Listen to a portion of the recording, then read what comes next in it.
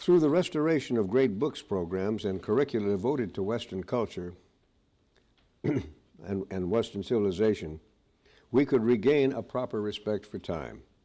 In our instant culture, in which we have polluted not merely the air and water, but also the very temporal fabric of our lives, we know that recovery of the respect for time requires the recovery of our past, the seeing of our present in terms of that past, and a strenuous effort to anticipate the future in the light of both past and present. Such proper ordering of the human life in time is the best possible means by which to unite the wisdom and prudence of age with the idealism and daring of youth. Aristotle observed that, and I quote, "Youth has a long time before it and a short time past. On the first day of one's life, one has nothing at all to remember and can only look forward. By contrast, the elderly live by memory rather than by hope, for what is left to them of life is little compared to the long past, and hope is of the future, memory of the past. The old must be taught to hope and live for a future even while little is left to them. The youth and the young must be taught to look to the past, of which they know almost nothing. The old must look forward in imagination to what youth can see. Youth must look back to discover what the old have already seen. In this way, a significant present comes into being for both young and old, as the specious now, the specious present, is extended before and after to become a temporal matrix in which meaningful existence can flourish.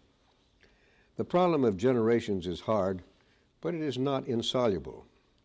We have seen a dramatic resolution in the way in which young people and old people possess Zeffirelli's film, his version of Romeo and Juliet. After 400 years, this tragedy of the generations still stirs young and old. I doubt if it has ever been presented more compellingly than in Zeffirelli's movie, with marvelously beautiful and vivid teenage young men and women. The play is about the tensions between the older and the younger generations, and was written as much from the standpoint of the Montagues and Capulets as from that of Romeo and Juliet. So the film reveals the vitality of the problem and the loss that attends misunderstanding. The film's success confirms the truth of this Shakespearean statement. Zeffirelli's presentation was particularly effective in giving us a feeling for the difference between the old and the young. They are so radically different, so properly and wonderfully different, and it is important that we cherish these differences. When a teenage girl and a teenage boy awake from the night of their nuptials to argue about whether it is a lark or the nightingale that is rousing them from their sleep, it makes lovely, poignant sense. Before Zeffirelli, that argument was made between a 35-year-old woman and a 45-year-old man. At those advanced years, they would have either known the answer or been less passionate about the question. Zeffirelli proved that older people just cannot play those youthful roles convincingly. Zeffirelli respected time. He understood that lyric poetry is virtually impossible for the old, just as it is natural for the young. How can an old man say that he will die of unrequited love when he knows he didn't?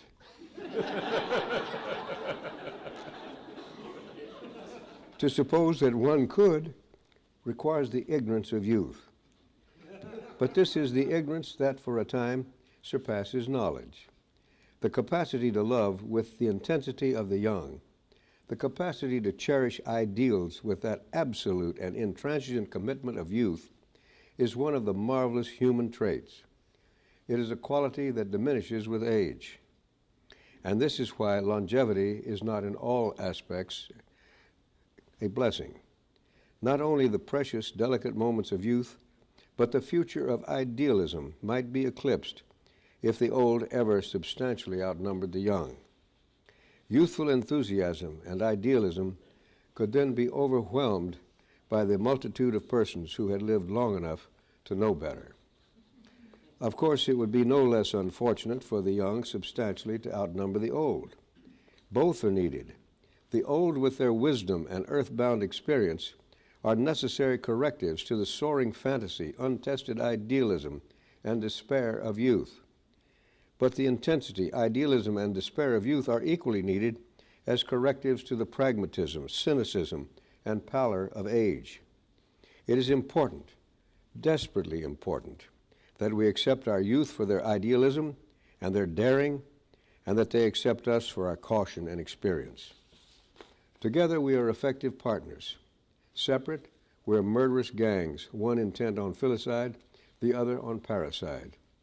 To avoid the murder of our children, we must recognize them as our own. And I recall how hatefully people used to speak of the young when they were growing beards and long hair. And I talked to some of the alumni at the University of Texas about that subject some 50 years ago.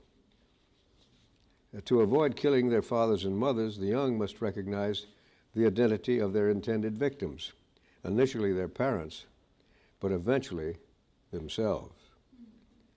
If we restore order to time, to celebrate youth and age and the gradual metamorphosis from one to the other, if we regain our sense of time and value our present differences in the recognition that each of us plays all the parts in sequence, we shall see that there is no salvation for the young or the old at the expense of either.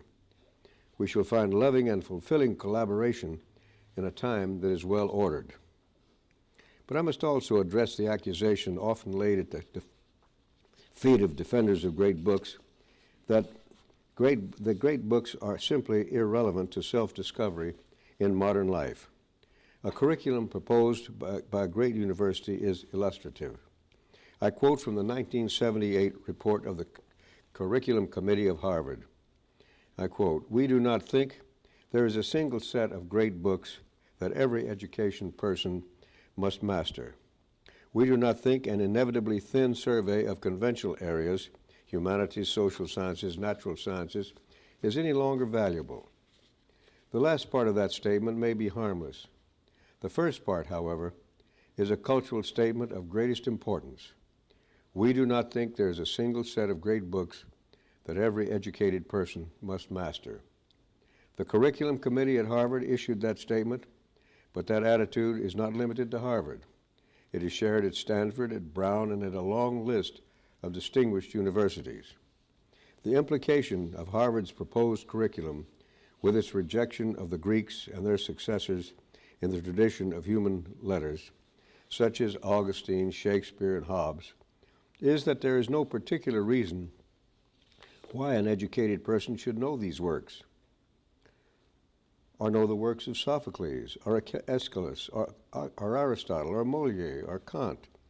If we consider the simple facts of educated reading, we can see that this notion is false. If for no other reason, then an educated person must be able to read with comprehension and without reference to a research library the works of readily available, readily accessible poets in his own language. Milton's sonnet on his blindness is a great poem by one of the greatest English poets. When I consider how my light is spent ere half my days in this dark world and wide, and that one talent which is death to hide lodged with me useless, though my soul more bent to serve therewith my Maker, and present my true account, lest he returning chide. That makes perfectly good sense to one who has read the parable of the talents, and no sense at all to one who has not. A student who has not read the Gospels, in trying to understand this sonnet, may require access to a research library. The Bible, I suggest, is a great book that an educated person should have read.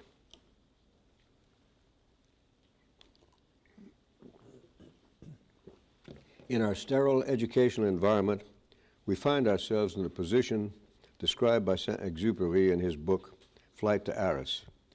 Anticipating a reconnaissance flight from which he was unlikely to return, he wrote, As I sat there longing for night, I was for a moment like a Christian abandoned by grace. I was about to do my job, honorably, that was certain. but to do it as one who honors ancient rites when they no longer have any significance, when the God that lived in them has withdrawn from them. It is typical that St. Exupéry's climactic simile should be derived from the ancient Greek religion, grounded as it was in the physical presence of the deity. Increasingly, such forceful embodiments of abstractions will be unavailable to a generation that has been educated, if that's the proper term, in isolation from its cultural heritage. We are simply in danger of losing our way, and the fault lies neither in our stars nor in ourselves, but simply in the cultural disarray that marks our time. Our greatest loss is a loss of meaning, for the humanities have their justification by providing meaning to human existence. The meaning of the Iliad has survived for nearly 30 centuries, for the first 5 or so by being told around campfires on occasions far less grand than this one, to generation after generation of Greeks. These were men of no great genius. They were hoi polloi who lived in Ionia or the Aegean Islands or on the Greek peninsula, and the Iliad was a story that entertained them. The Iliad and the Odyssey are first of all simple stories about fundamental experience that all of us can share, told in a way that anyone can understand, but in a way that will move any person of normal sensibility and intelligence, and any person of an ordinary capacity will be elevated and inspired by them. When in the Iliad the body of Patroclus is brought back, and Achilles goes into great mourning and decides not to bury his friend as long as the man who killed him is still alive, we are confronted with an elemental understanding of friendship and its obligations. At last, Achilles has been compelled by events to engage in battle with Hector. Finally, they meet each other, and after several passes at one another, Hector runs 4 times around the city, with Achilles in hot pursuit. Then he turns in full dread of his approaching death and fights Achilles face to face before the city gates of Troy. Why does Hector or anyone else turn to fight? Why not continue to run? Patroclus said earlier, and this is the answer, if we had the option of living forever, then we would take care not to risk our lives. But since none of us will live long, since all of us must die, the important thing is to live well and to bring as much glory or soundness to our lives before we die as possible. Hector is deeply moved by the same thought. He will not die with a spear between his shoulder blades, nor will he forfeit his life to Achilles without trying to prevail over him. Instead, he will turn, fight for his life, and lose it with a glory second only to Achilles' own. In opting to die well, he lives well. Achilles triumphs over Hector's body and drags it back to the Greek camp. He then faces the question of burying Patroclus and what to do with the body of Hector. This leads to a profoundly moving scene. Achilles has already grown in spirit from the time when, angered by Agamemnon's mistreatment, he sulked in his tent, refusing to fight and thereby inadvertently contributed to the death of his close friend Patroclus. Now he has the opportunity of despoiling the body of the man who killed Patroclus and of burying Patroclus with honor. At this point, however, Hector's father Priam comes to beg for the body of his son. The old king kneels before Achilles, who has killed many men who embraced his knees as suppliants. But Achilles, reminded of his own father as he looks at Priam, is moved instead to tears. The powerful young man and the frail old man weep together over the bodies of Patroclus and Hector. United with Priam in their common grief and in the common humanity, that is, their common mortality, Achilles gives the body of Hector to his father for honorable burial. A person who has read the Iliad and attended to it is prepared to live and to die in a way that those who have not read it are unlikely to be. Those who have read it know about friendship and its obligations and rewards, about anger and its dangers, about resentment and its demeaning cruelty, about the risks men run when they violate the demands of justice, about the distinction between right and power, about the importance of piety and that reverence which flows from the awareness of our common mortality, and about the grandeur and nobility of pity. To aspire to raise each generation anew in the light of such works ought not be labeled either conservative or liberal. Regardless of our political persuasions, we all ought to hope that our successors, in their process of self-discovery, will have the example of Hector's valor and Achilles' compassion before them. We ought to all hope that each generation will appreciate and respect time and thus be liberated from the eternal present of the animals. We ought to hope that they, like their predecessors, will seek wisdom in all cultures and will fit what they have learned into the great intellectual treasure that they can, through effort, inherit. But perhaps our greatest legacy from the Western tradition, particularly in this largely secular time, is the tragic vision that informs us that all men are losers. We must remember the poignant saying which Sophocles applies to Oedipus, "Count no man happy until he dies." This austere, sane, invigorating, and ultimately exalting view of human life is still authoritative. Despite the decadence of our times and the secularism of our times, the themes and myths that animated Greek culture in antiquity and Western culture since have survived. They are too profound, too tough, too significant to our own lives to disappear. Among others, modern Greeks have continued to work the rich ore of their cultural heritage. They have read Homer, and more important, they've understood him, and so acquired self-knowledge through his tales. In consequence, they have in turn produced works of art as powerful and as Greek as the originals, and just as instructive in teaching us who we are. Consider, for example, this poem by C.P. Cavafy called The Horses of Achilles. It is imbued with Homer's tragic vision of life. When they saw Patroclus dead, so brave and strong, so young, the horses of Achilles began to weep. Their immortal natures was upset deeply by this work of death they had to look upon. They reared their heads, tossed their long manes, and beat the ground with their hooves, and mourned Patroclus, seeing him lifeless, destroyed, now mere flesh only, his spirit gone. Defenseless, without breath, turned back from life to the great nothingness. Zeus saw the tears of those immortal horses and felt sorry. At the wedding of Peleus, he said, "I should not have acted so thoughtlessly. Better we hadn't given you as a gift my unhappy horses. What business did you have down there among pathetic human beings, the toys of fate?